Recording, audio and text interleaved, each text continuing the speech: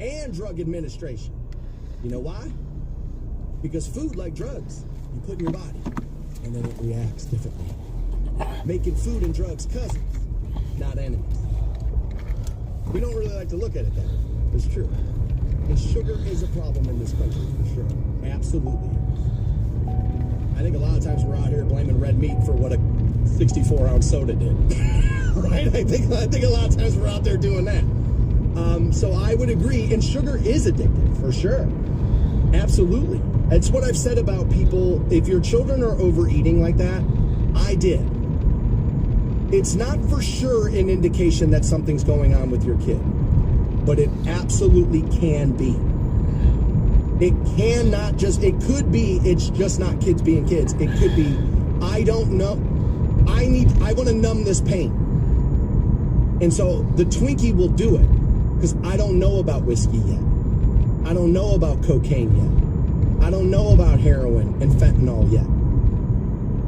But I do know that cartoon character selling me that sugar. Can I have that, please? We're training drug addicts.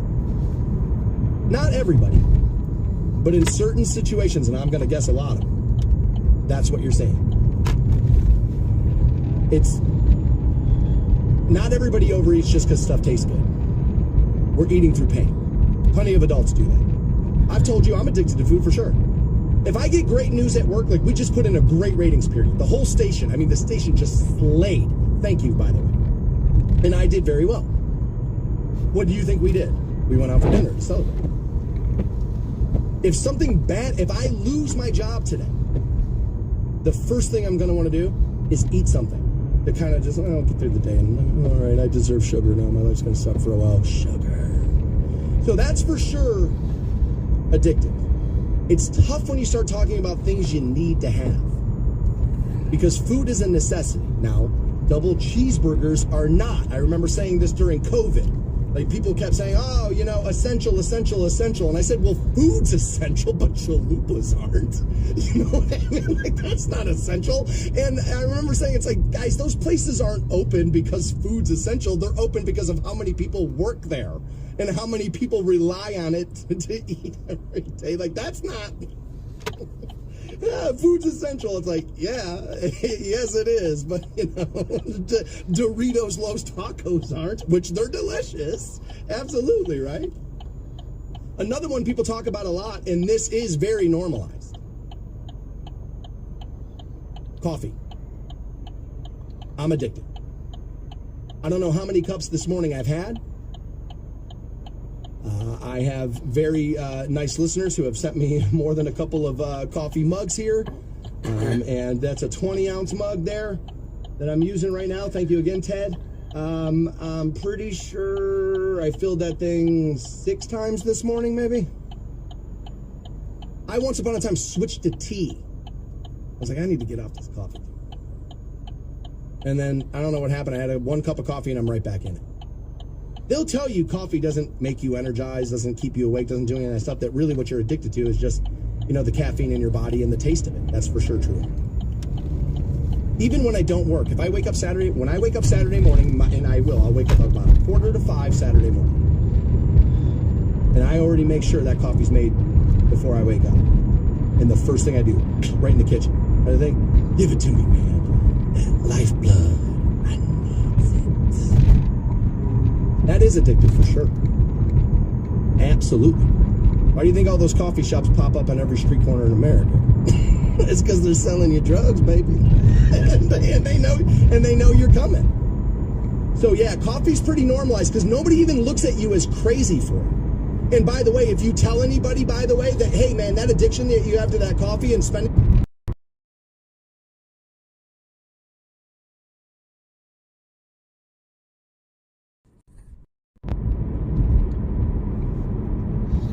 that money on it every day is one of the reasons why you're broke. Shut up, boomer! I need my life! Shut up, boomer!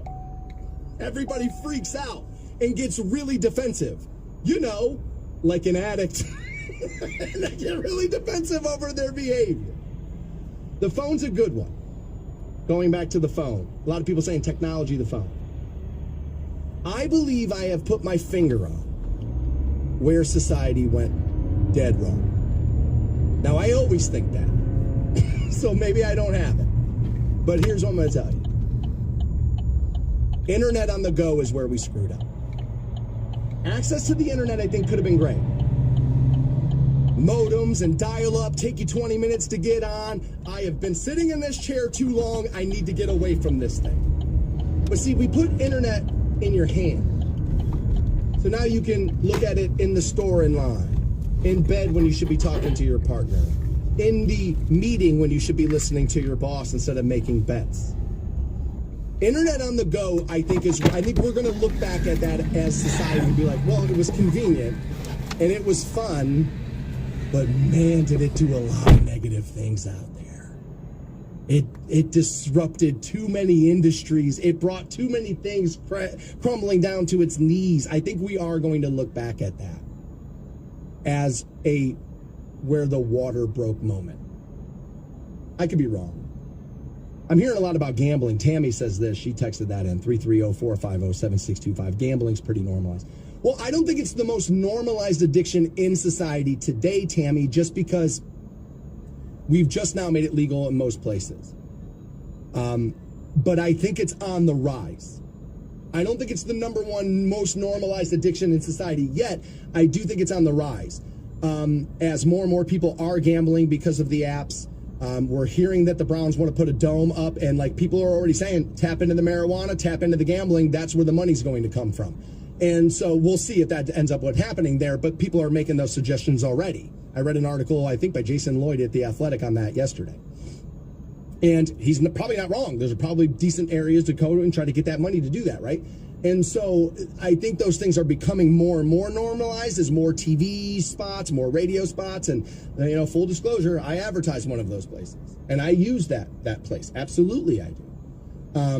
But I don't think it's the most normalized addiction right now, but it is skyrocketing up the charts. I would agree with that. I have a suggestion here. I don't think it's the most normalized addiction, but I do think it's a problem. It's celebrity worship. Has become a little bit of a problem in this country. I don't think it's the number one, but I do think it's an issue. And we've always kind of had it. Elvis was king, and right, and the Beatles, and we were flipping cars over for them, and like it's kind of always been a thing. It's gotten worse over time. And again, I think technology helps make things better and worse depending on the thing you're talking about. But hero worship, you know, a lot of people are going to the political thing, the political ideology. I don't think people are addicted to being a Republican or a Democrat. I do think people get addicted to arguing with people and owning a side of the argument and then thinking that they won a side. People are addicted to arguing. I have in my life been addicted to that. For sure. I'm better at it now than I've ever been. But my girlfriend will tell you, he ain't perfect at it. Like if he sees an opening like, oh, wait, can we have a debate about this? All right, sit down, here it comes. Like, and the job kind of conditions you for that, right? This position kind of does condition you to be able, you better be able to defend every opinion you have at a moment's notice. It kind of, you're a race car in the red. It's just kind of, it comes with the territory. And I do a bad job of shutting that switch off when I leave the studio sometimes. I've done a much better job of not being online, doing it all day with people I don't know and this and that. It's probably still something that comes up in my friendships and relationships for sure. Absolutely. I can be a little combative. And especially if I feel like, what did you just say? Then I'm probably going to come to that. Hate, Kevin is telling me, that hate has become a new addiction in this country. That people are just addicted. I'll call it rage. Hate is a good option. I think that's definitely becoming more prevalent as we go on. So we talked about food, we talked about the phone, we talked sugar, we talked social media, we talked coffee, we talked shopping, we talked gambling, we talked all of these things. And nobody has mentioned something yet. And I think that's what makes it the most normalized addiction in society today. And we'll fill you in on what it is next. Live from the Hall of Fame City, and just as bad as NFL officiating, the Stansberry Show on Rock 106.9. Welcome back to the Stansberry Show. Rock 106.9, Rock the Bank with you at 9. Get that $1,000 keyword passed out. We've been talking about normalized addictions in this country, and we went through a bunch, right? We went through cigarettes and alcohol, gambling, a lot of vices are on that list, and so much so that this came in off the text line. I wish I could attribute this to somebody's name, but they just didn't give it to me when they texted in. But they said, so everything we enjoy is an addiction? Capital letters, no! Well, first, what I would say is, I don't believe you're going to become addicted to things you didn't like. Right? It's why I've said I don't think we can just excuse drug addicts away from what they're doing because they're addicted, because my thing is you had to try the thing, right? And you kind of knew addiction was out there. So, like, if you're blaming that for what you did, it's like, wow, dude, like anybody in today's society who's blaming drugs for what they did, it's like, we've known for a while now that drugs bring some bad things. So, yes, I believe what you enjoy can lead to being addicted to it, because you're probably not going to be addicted to something you didn't like, So yes. Also, just because you're addicted to it does not mean it is destroying your life. We have blurred the lines of this word, good or bad, and there's been a lot of that. I think some of the sugar I may put in coffee occasionally, the flavor, creamer is probably not great for me, but I don't think it's necessarily the worst thing in the world. Just because you're addicted to it does not necessarily mean it's destructive, although plenty of addictions are. We didn't even talk about pornography. Do I think it's the most normalized addiction in society? And that was the initial question. No, but it is, much like gambling, it is skyrocketing up the list. We have now moms picking up their kids in school lines with their OnlyFans information plastered over their rear windows. That would have never happened when I was growing up. As a matter of fact, a woman that lived on my street when I was growing up had been in Hustler magazine and then did an adult film. She was seen as a pariah in my neighborhood. Not by my family, the neighborhood. Now, that's probably too much judgment. Fair? But we've gone from that to work on that sex toy, man, make that cash. So porn is skyrocketing, for sure. People's porn viewing, they talk about more openly than ever before. Now, you could view that as addiction taking over or people coming out of the closet of being embarrassed, right? This will come down to perspective. Like, how do you want to be seen, right? I say that a lot. It may sound like a cop-out to some people, but it's a reality, right? So, yes, I think what you enjoy, that's what you have to police and make sure it doesn't get out of hand. There are people who become addicted to working out. I'm not sure that's a negative, but you can become addicted to the activity there. I think more people need that addiction, myself maybe included. So apparently this person's now sending me the definition. Something for which abstinence has negative physical consequences. Take coffee away from people. Take cigarettes away from people and watch the negative effects. Take alcohol away from people.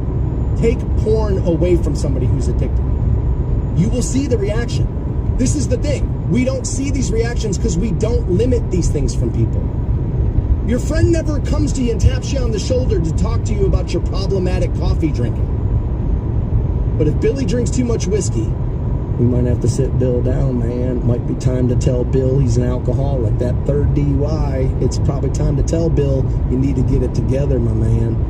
Like, that's kind of what happens. We don't do that with caffeine. And we don't do it with sugar. As a matter of fact, we are so bad about doing it with sugar, we have now moved into fat acceptance.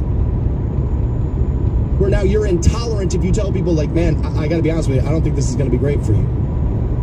If you take sugar away from an addict, you will see those physical consequences. If you take caffeine away from those people, you will. By the way, you ever have anybody tell you about this with caffeine? Man, I gotta tell you, if I don't have my coffee, I get a headache.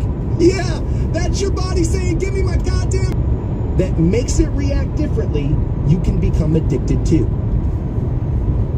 Somebody's talking to me about video games, and I remember when I watched Intervention 20 years ago, more longer.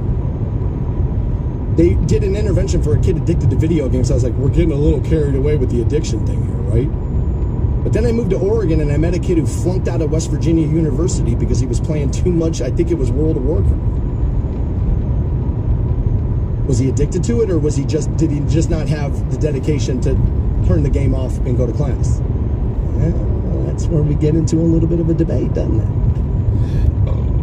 But a buddy of mine just texted me, Josh texted me, said, I think video games are addictive. It's like gambling, Dan, as you're talking about that, they borrowed a lot of their playbook from video games. He's right, they did.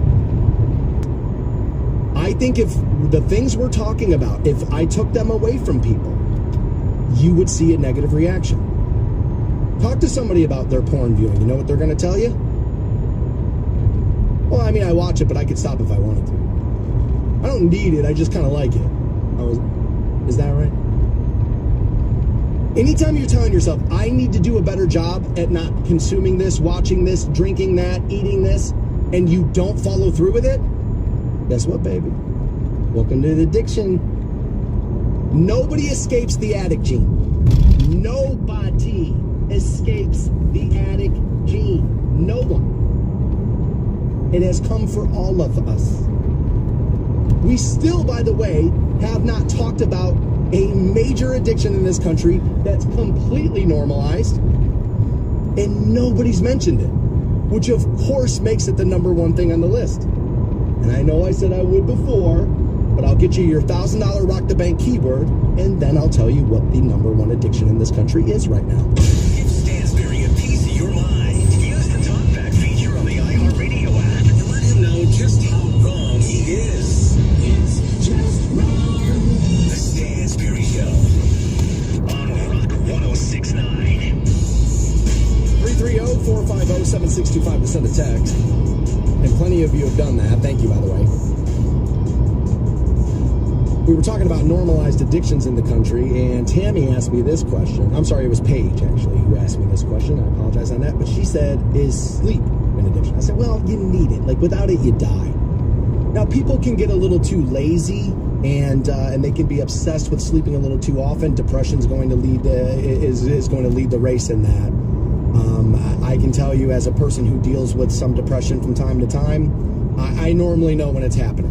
When I don't feel like taking a shower, and when I find myself wanting to sleep a little too much, not wanting to get out of the bed and things like that, I know the monster's back in town. And it's time to start focusing on some stuff. But I don't think sleep, things you need is tough to be an addiction. That's where food's going to be the tough one. Because you need it to stay alive, but you don't need chalupas, right? And so like, we kind of like, I need to eat. But it's like, yeah, we need to eat, but we probably don't need to eat everything we're eating. Now, all things in moderation, including moderation, right? Like, I love that phrase. But we've been talking about this. A lot of people don't like listing certain things as addictions because it makes them feel called out, Michelle being among them. But her point was, everything we enjoy is an addiction. It's like, well, you're not going to become addicted to things you hate. Normally, that's how it works. That's what addiction does. It takes something you loved once upon a time, and it makes you hate it because you're addicted to it. That's kind of how it works, right? A lot of people mentioned porn. I think it's on the rise. I don't think it's the number one thing today, although, porn stars, you didn't used to just like scream about who they were. Now people will give you their OnlyFans. Not everybody, but enough people on OnlyFans will give you the information shamelessly. So it's on the rise, right? That's what acceptance does, by the way. Acceptance will normalize behaviors, whether they be negative or positive, but that's what it will do. And so we are normalizing pornography way more. I mean, I realize not everybody reads everything I read, but I can't even begin to tell you the amount of articles I've read in the 10 years I've hosted this show for you. Thank you, by the way. About the large number of young men in this country who are not performing sexually in the bedroom because when they get a woman in there, it doesn't look like what they've seen at Brazzers, and they don't know what to do. Not only do they not know what to do, they're not as turned on because it doesn't look like, doesn't sound like, doesn't feel like. Plus, why am I not waiting for my friend to finish before I jump in, right? And like, there's a lot of that kind of stuff that's happening. Plenty of studies have been published on that. It is a problem. Now, you start talking about problems, then people want solutions and they want restrictions and this and that, and that's where it gets really convoluted because, like, yeah, man, you like it and you can become addicted to it. It does not necessarily mean you shouldn't have access to it. What I want more is people to use more self-restriction. We're not going to, which is why a lot of people feel like you need to legislate. We'll see who ends up winning out there. I found it interesting. A lot of people said the phone. I agree. I think internet on the go is where we're going to look back as a society and go, this is where it went wrong. It's not necessarily the internet. Internet anywhere you're standing, I think may prove to be where we look back and go, yeah, that was really it. Like, the online shopping was cool, and being able to see things from around the world, and showing my kid the Grand Canyon in the winter and when we're not able to go and all that. Okay. Social media and the internet on the go, I'll combine those things together. I think we are really going to look back and go, dude, how dumb is the human race? Buddy, once upon a time, these idiots thought it was a good idea to say whatever it is they thought every second of every day. Dude, they made it possible to drunk message the world, baby. The world. And they're shocked it turned everything into a bloody mess. You know, I really do think we're going to be looking back as that was not the best thing we've ever done. I could be wrong. Nobody has mentioned one of these yet. Nobody. And I think there's an addiction that's so normalized now. And we used to just look at these people like they were the scum of the earth. The outcasts. The future school shooters. Anybody want to take a guess? It's marijuana, baby. That is the most normalized addiction we have in society right now, if you ask me. Phones would probably be it. But phones aren't... You need your phone. Right? They're damn near a necessity now. Right? That's how they want you paying for things, is using Apple Pay or one of these other systems. Right? So we've moved into that territory. We need a little self-restriction, and there is addiction issues there. We got problems with the socials, and so I said about social media, man, I knew it was going to be bad because it's the radio business model applied to a more evil product. That's when I knew. I was like, this is bad. Like, this is bad. We absolutely manipulate you. For sure we do. But it's so you'll listen to Papa Roach more times, not like Cities on Fire. Right? And so, like, it's a little bit, and that's what makes us opportunistic and social media evil, right? There's a little bit of a difference there, right? Marijuana, the fact that they smoke weed, where you used to kind of have to hide in the corner. Now, I know all the pushback I'm going to get is about how marijuana is not addictive. Okay? So I'm going to meet you halfway. But you're not going to be able to push back on my argument. Just so you know. Doesn't matter how many times I'm right. I'll still, you know what I mean? Absolutely 100% addicted to marijuana. And I don't feel as if I have to live in denial about that anymore.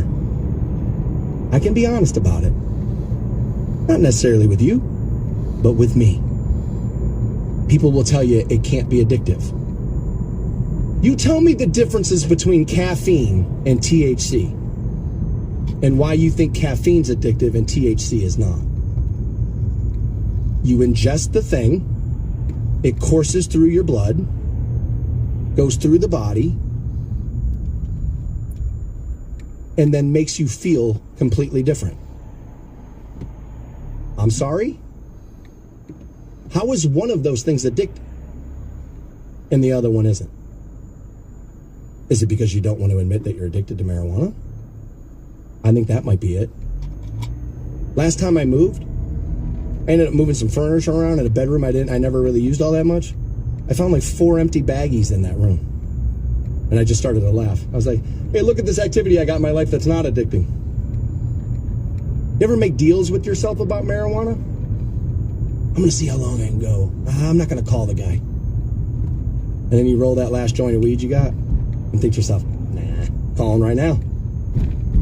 Who's addicted, baby? If you're making deals with yourself and you cannot see them through, welcome to addiction. Nobody escapes this. No one escapes this. We all have the thing. Your thing may not be as destructive as this thing. And that's why I think you should be able to have this thing, maybe not that thing. Fair. I'm not saying they're on par with one another. But to sit here and tell people that marijuana is not addictive is the #1 most dangerous lie we have perpetrated on the youth of this goddamn country. forever. Now, we were too far reefer madness then. You'll never be anything if you smoke it, man. That was reefer madness and crazy. But telling young people in America that there is no negative effects coming down the road of smoking marijuana and it's not addictive like these other drugs is disingenuous and just flat out wrong. I don't drink a whole lot at home. If you made it impossible for me to smoke weed in my house, meaning, dude, my guy just stopped delivering, I can't get it, I can't find it anywhere. You know how I always tell you I've had that same case of Coors Light in my fridge since I moved in September, and I do. How much you want to bet that if you took marijuana off the table, I end up drinking all those beers much sooner than I would now? Because I don't have the thing. So give me the other thing. That is addiction. I know people don't want to hear it, man. People with the needles hanging out of their arms dying in the street. And you don't want to view yourself as that person. But I have a newsflash for you. You're not that person. But just because you're not a heroin addict does not mean you are not addicted to something else. He was the most hated man in America. And then Kanye came along. Ah, thanks a lot, Kanye. The Stansberry Show on Rock 106.9. Welcome back to the Stansberry Show on Rock 106.9. We've been talking about addiction on the program. I asked the question via socials yesterday, what's the most normalized addiction in the country? And a lot of people said social media. And I think that's a pretty good answer. It might be the number one answer. I'm going with marijuana myself. And I know there are people who don't believe marijuana is addictive, and those people are idiots. You for sure have withdrawals from marijuana. I took this from the text line, 330-450-7625, and I should take it with a grain of salt because Logan is one of these people who gets mad at me every day and tells me, I'm never listening ever again, man! But his addiction is hanging on every last word I say. Thanks for that addiction, baby. I love it. Thank you. I might pick myself up something nice on Amazon today. Dumbass! So you want to lean on people who quit marijuana to keep their jobs. What about the people who lose their jobs because they can't quit it? Oh, wait. Now what do we do? Stalemate. Now what do we do? Now, I have said all morning, I'm addicted to marijuana. You know why? Because I am. You don't. Is it just simply weak character? Maybe a little. You know I'm never looking to let myself off the hook from my bad stuff. I love talking about what's wrong with me, baby. Like T.O., I love me some me. Like, right? And so I like talking about me, whether it's positive or negative. I'm all in. So that's on the list of the reasons why I end up calling the guy. But my irritability when I don't have it, you know, much like coming off caffeine, is an indicator of being addicted. Wow, man. Logan. You should watch Pulp Fiction again. Check out the big brain on Brad. I mean, bro, like you are lost in the weeds, Holmes. You're lost. By the way, do you know this? That people will tell you that marijuana leaves your body over like a month course time, right? Where cocaine leaves the body in like 72 hours. And you know what that does? It makes the withdrawal system, the like feelings, stronger. So you notice them. And you would then attribute those feelings to the fact that you don't have the cocaine. Weed releases through the body at a slower rate, so it's not as drastic. You don't see it, but that, why I'm screaming at this dude? When it's time to blame evil CEOs, something tells me your dumb ass gonna be right here in my messages or so, and apparently we're gonna have to do this that put profits over love. And again, people believe you can become addicted to the technology. Somehow that doesn't enter your body and doesn't change it. Although, I mean, yes, what you consume does change you. But people really have a hard time admitting marijuana is addictive, and I don't understand. They'll agree that cigarettes, which you light on fire, smoke, inhale a substance that's unnatural for you, exhale it back out, your body reacts differently, you can become addicted. Marijuana you consume the exact same way and somehow, miraculously, that one doesn't do it. Are you kidding me? Like, these arguments are ridiculous. And then you realize, once you realize that you're hearing them from people who believe the earth is flat, that maybe it might be time to go, okay, that's why they don't get it. So sugar you believe does it. You ingest it, changes you. You believe it does it. Food does it. Social media does it. All these things do it. Miraculously, the thing you like, though, nah. You don't think you're addicted to social media. You don't think so. Everybody else has got this thing, but you. Interesting. Just you're addicted. Just because you haven't lost your job. Where do you think terms like, wait for it, functioning alcoholic came from? By being able to use the thing and still do your jobs. If we can, do you believe functional alcoholic is a thing? Then how is functional marijuana addict not a thing? Of course it would be. I know you feel called out. That's okay. That's okay. And if you're uncomfortable with that, this may not be the program for you. Or maybe this wasn't just the segment for you, which is fine. Which is fine. I'm a little bit more willing to talk about what's wrong with me. As I got made fun of for talking about my relationship issues. He's on me about all of that and all of this stuff now. A couple of people are on me about this. Oh, you're such an expert, but yeah, your life a mess on this. Yes. My life being a mess and me seeing the negative effects everywhere is how I came to the goddamn opinions. Right? I find it hilarious. Everything else you put in your body makes you act differently. Oh yeah, you can become addicted to that. Marijuana, well, I like that one, so no. It's important that you hold accountable what you like too. And that's what I'm doing. Now, I will remind everybody that I have said many, many times in this conversation that marijuana may not be addictive for you, but it is 100% addictive for me. Otherwise, I wouldn't be doing it. I carry an immense amount of guilt over how much I still use that product. Become irritable when you don't. So nicotine fits are real, marijuana fits are not.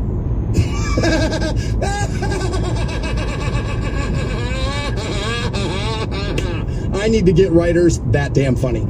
All right, you can rock the bank with Teresa. Grab that second keyword at 10 a.m. Those presented by Beavers Marine. Aside from that, I'm done for the day. Not back live again until tomorrow. Stay safe out there. Be good to one another. Admit that you're an addict. And meet me here tomorrow morning at 6 a.m. for Friday's program on Rock 106.9. Hopefully you have a great afternoon, and hopefully I run into you somewhere around town.